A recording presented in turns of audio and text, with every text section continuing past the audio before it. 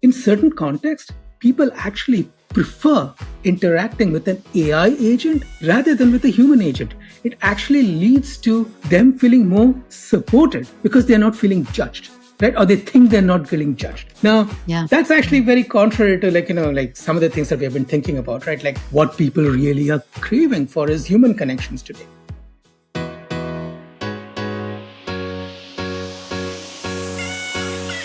Welcome to Knowing Me, Knowing You, the podcast for the future of wealth management. Thanks for being here. I'm Marla Sofer. Money is a tool. It empowers people. Let's dive into how technology is personalizing advice, strengthening connections, and creating lasting impact. If you're an advisor looking to differentiate, a fintech leader shaping the next wave, or a client ready to take control of your financial future, you're in the right place. Let's get started.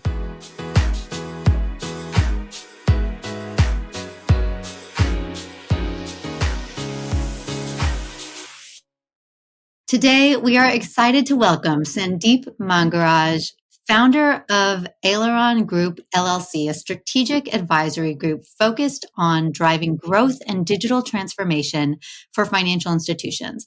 Sandeep brings over 2 decades of expertise to financial services innovation and transformation, previously serving as U.S. FinTech lead at Microsoft, where we met and became friends, and as a partner at EY, specializing in financial services, risk management, and technology. His extensive experience positions him uniquely at the intersection of generative AI, digital strategy, and the rapidly evolving landscape of financial services and beyond. Sandeep, it's amazing to see you here. Welcome to the Knowing Me, Knowing You podcast. Likewise, it's great that we could reconnect over virtually, I guess. Yes, it has always been fun. We worked closely together at Microsoft, and then we had the pleasure of bumping into each other at conferences. And here we are, founders doing our own thing. Big risk, big exciting step. And this leads me to my first question on the podcast always, which is, what excites you about where we are right now? So ever since I started in financial services, and I have a few gray hairs, so I've been doing this for some time. One of the constant refrain has been, the data is too siloed. The data is bad. We fix the data and then we can transform customer experience, personalize product, services, democratize access, you name it. It's always been that, data is holding us back. Now, where we are today, Marla, I believe we're at a true inflection point. One thing that was always clear to me, while we were at Microsoft, is that the challenge was not a technology problem. It wasn't technology capabilities that was holding us back. What was actually holding us back were people and processes. And GenAI actually is going to help us unlock some of the major impediments for legacy infrastructure transformation, if you want to call it that, right? Let's take an example. There are probably millions, if not billions of lines of COBOL code that is still running on mainframes and is the backbone of the financial services industry today in 2025. So think about how you can use GenAI to refactor, to modernize, and to migrate this. That has been the intention for a long time, but it's been really difficult. So I think this promise of being able to use natural language and be able to reason through the vast data we have, right? Structured data, unstructured data. I think that potential is what makes me really excited about where we are. I imagine in your roles, you have come across all kinds of stories that if the public knew, they would be jumping out of their seats. And what you said resonated so strongly. And this has been my reality as well. And why I launched Know Me is that I realized the tech is there.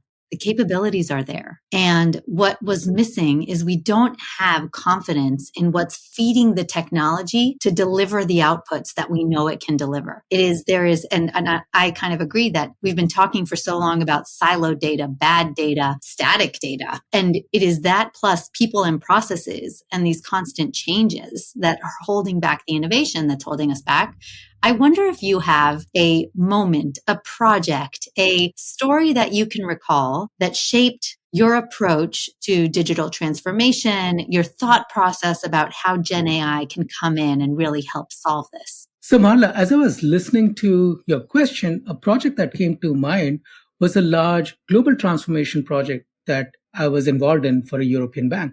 Now, the requirements were fairly complex because there were regional variations which were driven by, difference in preferences, difference in regulatory requirements. And what the leadership was really pushing for is what I would call super equivalent requirements. They wanted to make sure that all the needs that were emerging from these global project teams were going to be met once and for all, right? Be done with it. But what became painfully clear is that this approach meant that honestly, no one was going to be happy. And the timeline just kept on getting, getting dragged along. And this experience crystallized something that I believe in very strongly and I've implemented ever since that project. And that is big bangs always lead to big bursts, or at a minimum, a lot of missed promises and deadlines.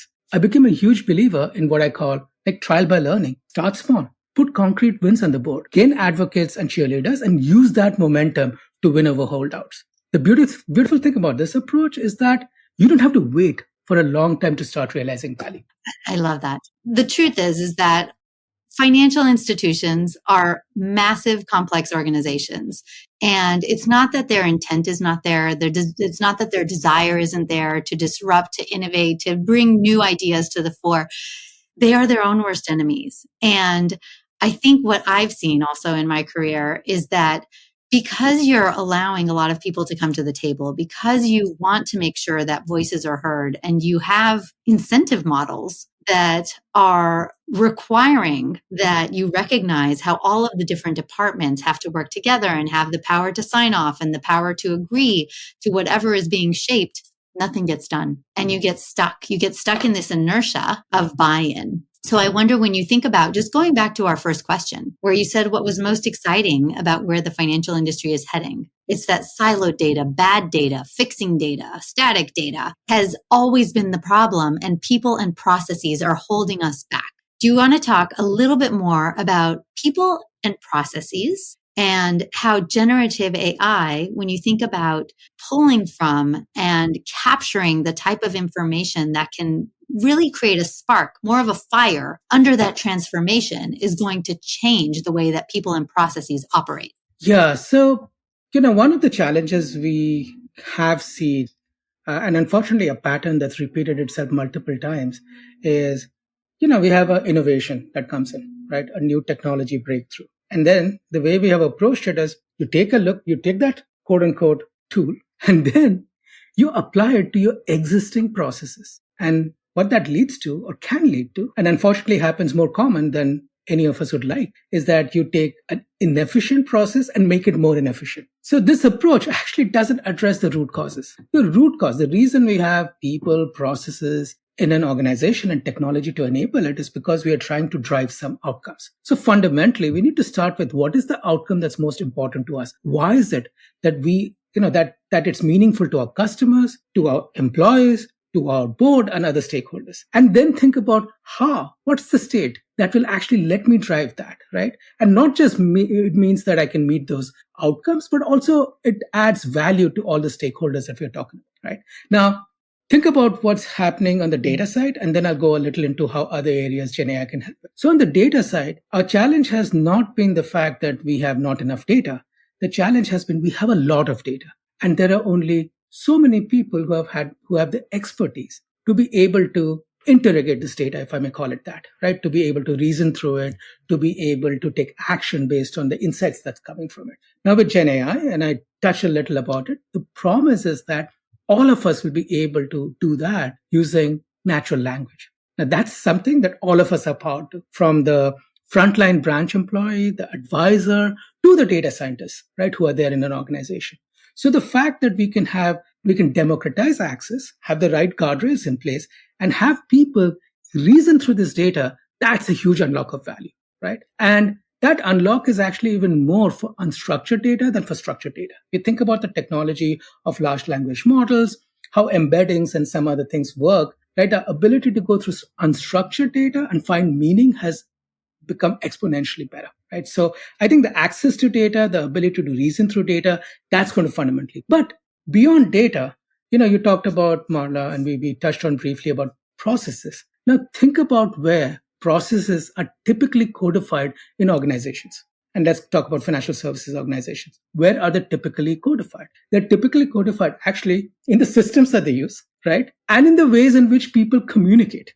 because not all of us are sitting in an office and interacting. We are sending emails, we are communicating through Teams, we are communicating through Zoom, and all that data is also digitized. And guess what? So the code and what's in code was difficult in the past to understand because you needed specialized knowledge. Now you can use GenAI to actually understand what is that IP, what are the rules that are there that are in all these systems that we are using. Are they the right rules? Are there rules and processes that we have forgotten because no one has paid attention to it? It's been working, and maybe we can take it from one part of the organization to another part of the organization. So you take that, and then suddenly, like the world's your oyster, right? There's a lot of change that you can do, and changes from, I guess, you're in Silicon Valley, your favorite Silicon Valley word, first principles, right? You start from first principles and not what you have and what is possible. You said a couple of things that really resonated for me. So one is that we go from inefficient to more inefficient. And you talked a lot about people, process. You talked about data and AI and structured data and unstructured data. One of the things I love about what you just said is that we'll have the opportunity to really assess whether the process is driving the outcome. Is what we really put this in place to achieving what it was designed to accomplish. And so this is a podcast about the future of wealth. So we talk a lot about why we exist as an industry, what humans really want in the first place. So when you think about financial services and how it can actually work with the industry, with humans, advisors, or digitally to improve the industry client relationship to help them achieve outcomes, what comes to mind when you think about the future of wealth and how generative AI might play a role in connecting with individuals so that they live better lives, so that they activate their money more effectively? Like the why behind the industry holistically. We're all here, hopefully, to help our clients live better, to help them achieve their goals, to help them survive into their futures and never be reliant or dependent on others, but rather be self-sufficient and have agency. When I remember in the early days when we were looking at, particular use cases, wealth management was pretty high on the list of things that, we were looking at how Gen AI could impact it. Now, as I was actually, thinking about this interview, I was looking at this research that recently came from Oliver Wyman, right, which I think is very interesting because what they found out is that in certain contexts, people actually prefer interacting with an AI agent rather than with a human agent. It actually leads to them feeling more supported because they're not feeling judged, right? Or they think they're not getting judged. Now, that's actually very contrary to like some of the things that we have been thinking about, right? Like what people really are craving for is human connections today, right? And that's honestly central to the human condition, right? So yes, we want to make sure that we are giving personalized advice. We are making sure that we're able to connect with our customers, our clients, and be able to understand what is it, right, that will add value and meaning to them. Now, the fact that AI in certain contexts actually helps you get deeper connection with your customer doesn't mean that human advisors are going to become obsolete. I think it's actually just the contrary, because you take that insight, right, that in certain contexts, AI actually does a better job than humans. And we know where humans do a much better job. And then you use AI to empower these human agents, right, to be able to actually focus on their customer, right? We can have a conversation now, Marla, without me taking notes because I have an agent that's taking notes. I have an agent that is going to make sure that I follow. So that's just the beginning of the whole potential that we have, right? Using agents and how agents are getting incorporated into advisor workflows, right? So what you have is human plus AI, right, will superpower and give superpower to the advisors so that advisors can truly focus on their customers and their needs. I think beyond that, what I'm also really excited about is that wealth management, especially human-driven wealth management, and your point about people engaging with technology because they don't want to feel judged is such an important point. And it's not only that interaction, it is the democratization promise. It's the fact that so many more people can now access wealth management tools and be filtered into a human, because a lot of that work, the onboarding, the prep, the data gathering, a lot of those things will become so much easier and codified. And you'll have a human that can come in and start solutioning using their talent to do what they might be best at which is let me talk to one person, but already going to that meeting knowing so much. I'll know so much more about that individual and about what is right for them, so that my whole point is to close the deal, to grow the business, to make them feel good in a time of volatility. And so I think a huge promise as well of the technology and the generative AI is scale. It's the ability to have advisors support, maybe more advisors support more individuals, have more individuals come into this industry. This is a very aging, wealth management's a very aging industry. The average wealth manager, from what I just heard in a meeting yesterday, is 62 across the industry. And their clients are even older. And we keep hearing about this intergenerational transfer of wealth. So I think that what you shared about like humans are going to be more important. And I think they're going to be serving more clients more effectively. Yeah, the effectiveness is actually really important, Marla, because what used to happen is when we did not have the toolkit that we have access to now, right? We had to segment, right? So we had to think about, okay, people who live in the Bay Area who have a certain amount of income are working in certain industries are likely going to have these needs. But guess what? I don't need to do that. I can now have a segment of one. I can customize it for Marla. I can customize it for Sandeep. And we may share a lot of similarities, but there are definitely changes, things that are different. So that segment of one is really powerful. And add to what you said, a advisor now can serve a lot of people who have these needs, right? And can serve them as individuals, not part of a segment, right? I think that changes it too. What if financial planning wasn't just about numbers, but about you, your values, your goals, your vision for the future? Nomi is transforming client discovery for wealth managers, going beyond assets and risk scores to uncover what truly matters. With behavioral insights and real-time data, Nomi helps advisors personalize advice, build deeper connections, and grow their businesses. Because the best financial decisions start with knowing you. Discover the future of client engagement at nomi.com.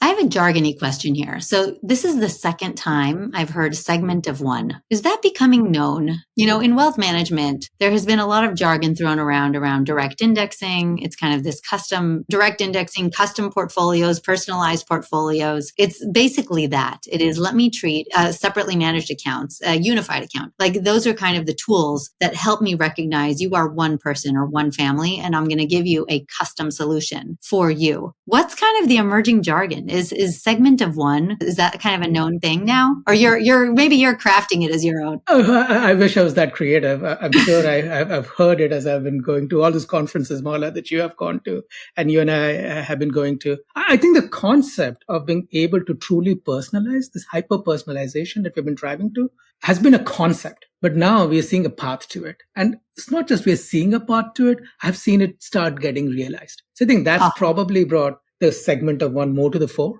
Yeah. Because we can actually do it. I don't think anyone goes into this industry thinking, hey, you know what? I want to give cookie cutter solutions to all my customers. No, right? We want to make sure that we are being helpful. So we don't want to give cookie cutter. But if you have a big book of business that you have to cater to, right? And demands on your time, sometimes you just cannot do it, but to go with some of those, let's call it more cookie cutter solutions. If you're freed up now, I don't have to spend a lot of time reconciling my books, but I can actually focus on my customer, then, you're moving towards that promise.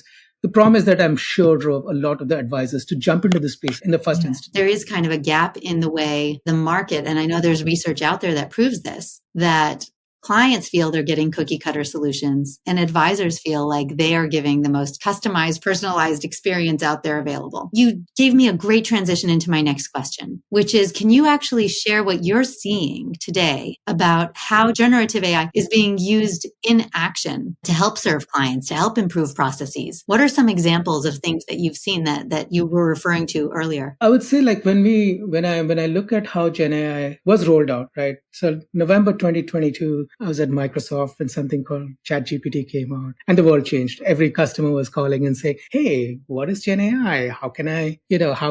Should I care about it? And so, I've had the privilege, especially since I was working with fintechs, to see this pretty early. And I would say the use cases fell into a couple of buckets, right?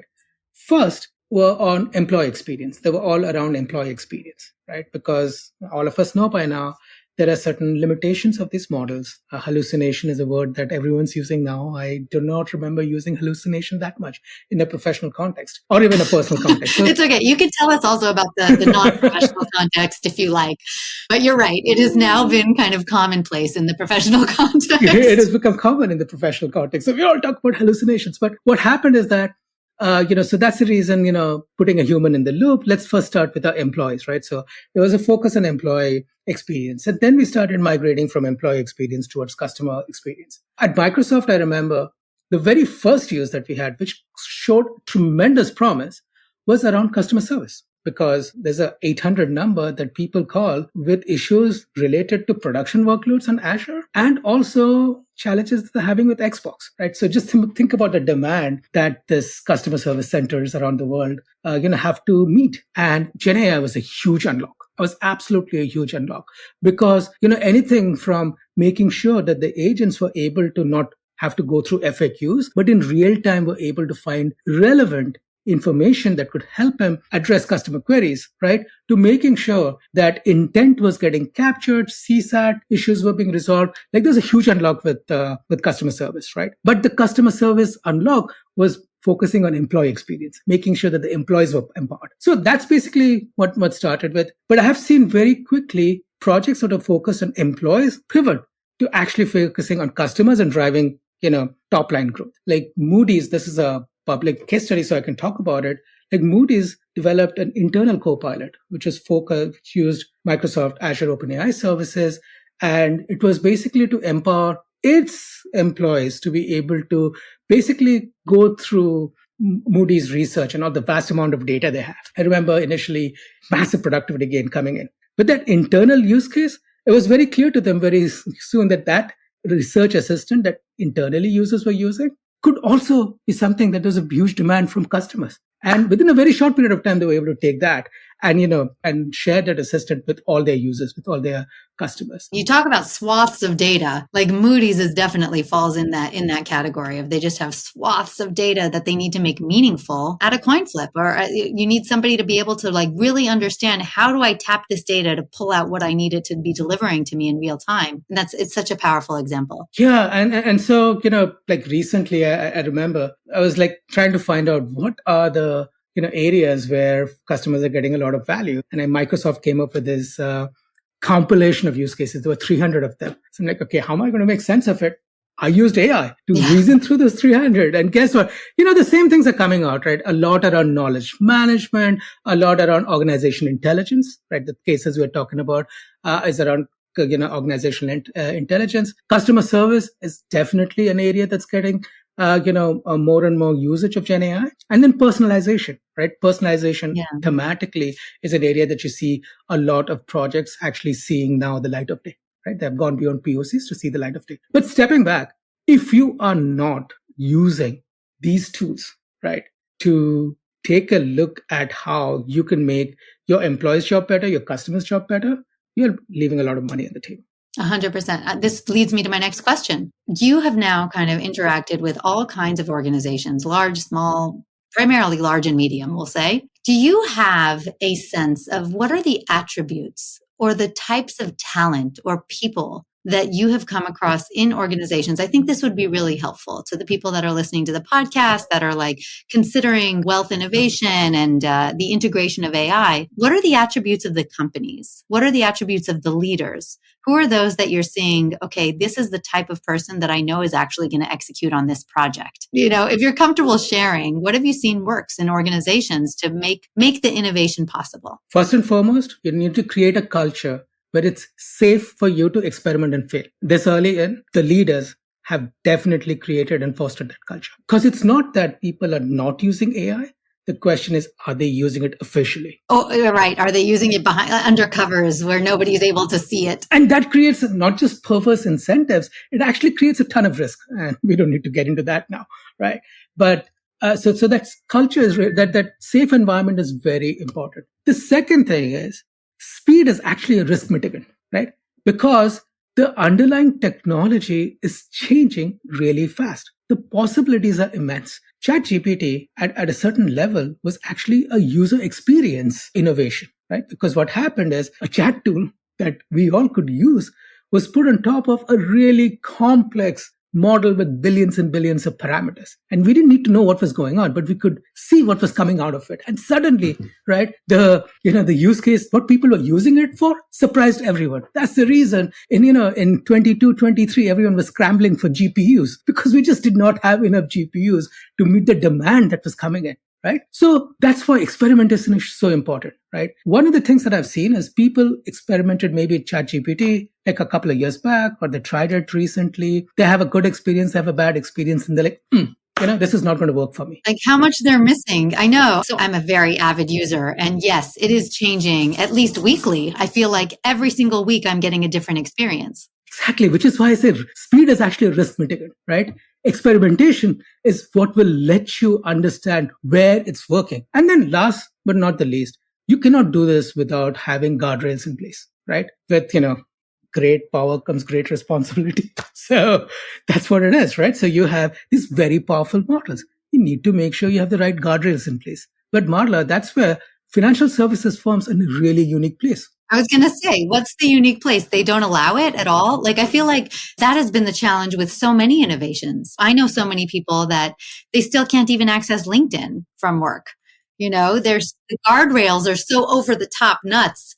Like, how are you bringing in, like what you said, the risk and the ability to fail and experiment and create a safe environment in this industry that has basically said, nope, nope, nope, nope, nope. You got to move from no to let me think about what is the true risk. The reason I'm saying financial services is actually in a great place is because, the problems that these technology are introducing, we have had to deal with it and we have learned how to deal with it, right? So model risk is not new to us. Third-party risk management is not new to us. Cyber is not new to us, right? If you look at the risks that quote unquote Gen AI brings in, we actually have developed processes, right? Maybe a lot of them were biased towards no, but we have those processes. And more importantly, we know how to deal with it. What we need to do is just turn that little switch that says, let me see what is possible. Let me see what is the true risk. And let me think about what is the mitigant that will help me address that risk, right? So, and the risk is not the same for everything. It is very, very, very closely linked to the outcome you're trying to drive. It's very different. And the context in which it exists. Absolutely. It's very different if an agent is going to rebalance my portfolio, right? Versus an agent that actually tells me, Sandeep, recent volatility means these are a few things that you should be looking at. Yeah. And if it is, I think everybody who is even looking, even for those high risk, let's say, going to rebalance your portfolio, I don't think anyone would say there's something wrong with showing the human that makes that decision every single option so they don't make a mistake. The same way as if I'm a surgeon in the middle of surgery and there's an AI tool that can tell me, oh, make sure you don't touch this piece because that could be really, critical. Like, I think we all want that. We want to use AI as a risk mitigator in that it is raising a lot more scenario models and options to make sure you're making the right choice at the right time as a human. Yeah. I mean, risk is like, the thing about risk management is that's actually what every financial services firm does, right? No bank can withstand a run. And so, I mean, that's ingrained into the way we work, the way we have been set up, the way banks work. The challenge is like, where do you strike the balance? The question actually comes down to, I don't know how to put it diplomatically, change is tough, right? And so a lot of the no's come not because we are afraid of, or we think the risk cannot be managed. We do not want to be on the hook if something goes wrong. Ah, that's so beautifully said. And it's so evidenced in my 20 something years in financial services. That I think is the crux of it. It is, I don't want to be on the hook if something goes wrong. And so I'm going to go with my nopes. I think there should be a new podcast, how to address the bias of nope. I think that's great. But, this is where competition is going to actually It's true. Yeah. Is your client going to be delighted enough? Are you giving them the outcomes that they want? Because if not, they are going to move. They are going to move. They are going to move. Your customers will drive it. Others will drive it. It just sometimes takes longer than any of us would like. That's why we have gray hairs. Yes. Yes. Well, I think that is a great place to ask you our last question always on the podcast, which is, what is one instance in your life or a conversation you've had that changed your personal relationship with money? Maybe I'll tie it to like my professional journey and my personal journey. I actually started in risk management, Marla. So I would consider myself conservative and risk averse. And, I've gone and seen various, pivot points, right, through my career. There was the mortgage crisis. Then there was we had the financial crisis, the great financial crisis. So we have gone from crisis to crisis, which in a certain sense are opportunities. And I've always been at the fence thinking, let me go take the risk. This is a time for me to go and do something, right? Let me be part of the solution. And what has helped me back is there's always something, right? Kids are young. Do I have enough, do I have enough financial cushion, right? How much time do I have? I guess what has dawned on me is that there's never a good time. There's never a good time. And there's no, you have to go with like a 80-20. Like you need to know, okay, this is the runway I have, right? These are some milestones, high level milestones that I need to be, tracking to make sure that I'm actually, I'm moving towards something and I'm just not wasting time. But then you just have to take that leap of faith and invest in yourself. So that security came not because my bank balance had necessarily changed, but the way I looked at it changed. What a beautiful answer. And I think knowing that there's never a right time and recognizing that your legacy is not going to give you this never-ending runway to be created. If you want to make a change, you have to put yourself out there and do the hard thing and take that risk. And I know you're early in the journey. I am a massive, massive supporter of what you're doing. I think that your level of depth and expertise in the industry is so welcome, and your knowledge of how technology can really help companies leverage innovation to help them achieve better outcomes, to help them engage their clients better is so important right now. So I want to thank you for joining the Knowing Me, Knowing You podcast and sharing your valuable insights into generative AI, its transformative potential, and your sharing your extensive experience and approach, which is extremely thoughtful and valuable to people who are thinking about, what is this going to mean for me personally? What's it going to mean for my business? What's it going to mean for my industry? How should I be thinking about it? And you gave a lot of really great critical tips. So tell a little bit to our listeners who are listening about where they can find you, a little bit more about Aileron Group. Feel free to kind of share who is the right type of client that you'd like to be talking with right now. So, first and foremost, the easiest place to find me is on LinkedIn. My name is a password. If you can spell my name, you will find me. There is no Sandeep Mangaraj I know of. So please look me up on LinkedIn. You can also send me an email. And we will drop an email at this, with this podcast. So you can always reach me at on my email. If you are interested in how AI, and more specifically generative AI, may impact your work, may impact you personally, I'm always open to those dialogues. And the reason I am is because I learn also, right? Every time I have a conversation. And what I am very proud of is that from day one, I did not sit in the fence. I went all in. Right. And I went all in, and I've invested time and effort in understanding what it is that's happening and how and where it needs to go, not just what's possible today, but where the puck is going. So very, very happy to engage in a conversation on that. The approach that we at Aileron have developed in advocating actually touches on some of the things that I talked about, right? Especially the fact that speed is a risk mitigant, right? So we talk about something called a run, walk, crawl, which actually takes a traditional approach and flips it around.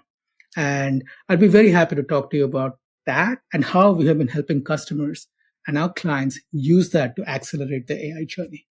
Thank you so much. Question for our listeners. As generative AI transforms financial services, your company, your life, what opportunities or challenges do you see ahead? We'd love to hear your thoughts in the comments. And thank you for listening. And thank you, Sandeep. And for everyone listening, please be rest assured, Sandeep is not only brilliant at what he does, he is truly a quality human and a joy to be connected to. And you will not be sorry if you reach out. So Sandeep, thank you for being here. Thank you, Marla. Really appreciate it.